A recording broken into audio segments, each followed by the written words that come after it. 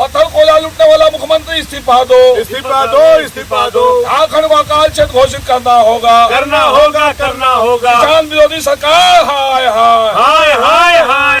BJP के 4 विधायकों के निलंबन के बाद ये चारों विधायक अटल बिहारी वाजपेयी की प्रतिमा के नीचे धरने पर बैठे हुए अपना विरोध जाहिर कर रहे हैं। सीधे हम उन्हीं से बात करते हैं। हमारे साथ रणधीर सिंह हैं, हमारे साथ ढुल्लू महतो हैं और हमारे साथ भानु प्रताप शाही हैं। रणधीर जी, आप लोग आज धरना दे रहे हैं, कल आप लोगों ने निलंबित किया गया था, क्या कहना चाहेंगे आप?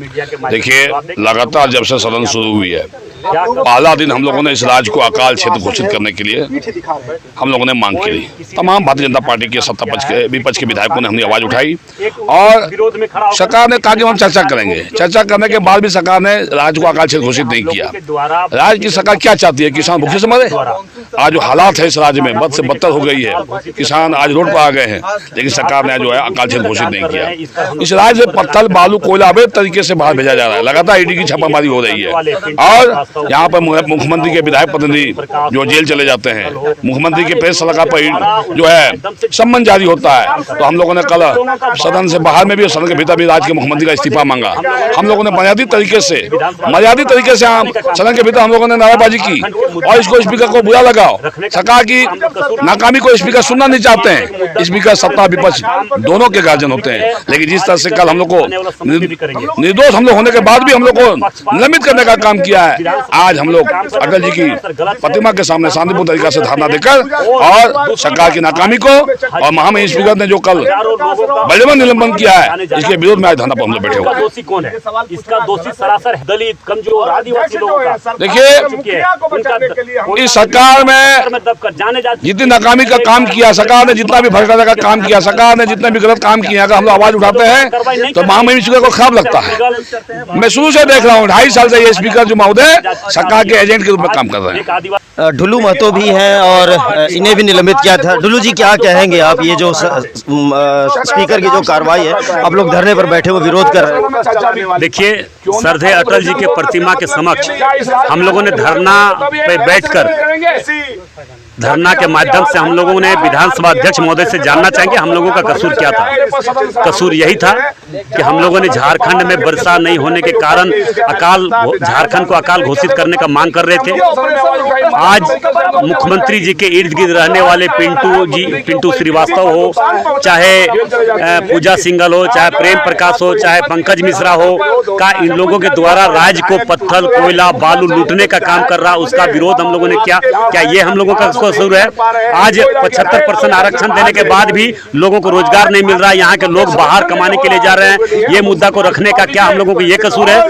मैं अगर इस तरह का कसूर है तो हम लोग सदैव इस कसूर को करता रहेंगे और जब तक ये भ्रष्ट मुख्यमंत्री को हम लोग कुर्सी से, गद्दी से नहीं हटाएंगे, तब तक हम लोग चैन से बैठने नहीं जा रहे हैं। सड़क से लेकर सदन तक भारतीय जनता पार्टी के विधायक और भारतीय जनता पार्टी के कार्यकर्ता और पूरे राज्य के जनता इसके खिलाफ आंदोलन छेड़ चुका है और जब तक इसको हटाएंगे नहीं तब तक हम लोग इस आंदोलन करते रहेंगे, लड़ाई लड़ते रहेंगे। स्पीकर ने विधायक भानु प्रताप शाही पर ये आरोप लगाया, ये कहा है कि वहां पे वो पैरेलल विधानसभा चला रहे थे और स्पीकर की भूमिका में खुद भानु जी थे। भानु जी, आपके ऊपर ये बात कही गई, आपके ऊपर ये आरोप लगाया गया। देखिए, लोकतांत्रिक तरीका से एक मजबूत विपक्ष होने के नाते जो सरकार को हम लोग सदन के अंदर घेर सकते थे, वह काम हम लोग करने का काम कर रहे थे। स्पीकर हम लोगों का आवाज नहीं सुन रहे थे, इसलिए पैरेलल हम लोगों ने सदन चलाने का काम किया था।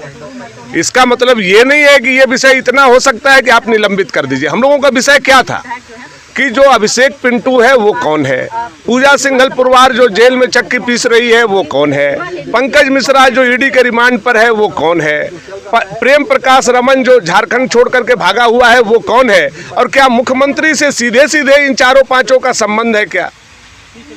तो ये सवाल जब हम करते हैं तो सरकार को तो तकलीफ होती ही है, हमारे स्पीकर को भी तकलीफ होती है, जबकि विपक्ष के नाते जो तरीका जो था, क्या उसको आप उचित मानते हैं स्पीकर की ओर पीठ करके पैरेलल विधानसभा चलाना? देखिए क्या है, हम लोग अगर कोई चप्पल जूता फेंके हुए रहते, हम लोग कोई पेपर फेंके हुए रहते, हम लोग कोई कुर्सी टेबल का तोड़ फोड़ किए हुए रहते, तो हम लोगों के मन में गिल्टी होता कि हम लोगों ने थोड़ी गलती की है।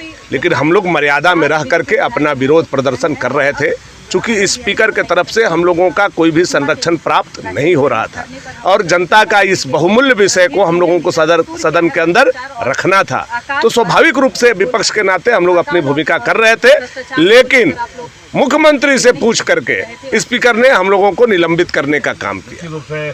तो ये तीनों विधायक थे और एक विधायक जयप्रकाश भाई पटेल, उनकी तबीयत खराब है इसलिए वो यहाँ पे नहीं आ पाए, लेकिन इन तीनों का कहना है कि इन्होंने जो किया वो मर्यादा में रहते हुए किया, कोई अनुशासन का उसको तोड़ा नहीं है, लेकिन अब निलंबित हैं ये। अब इस पर आगे क्या होता है इस पर देखना है।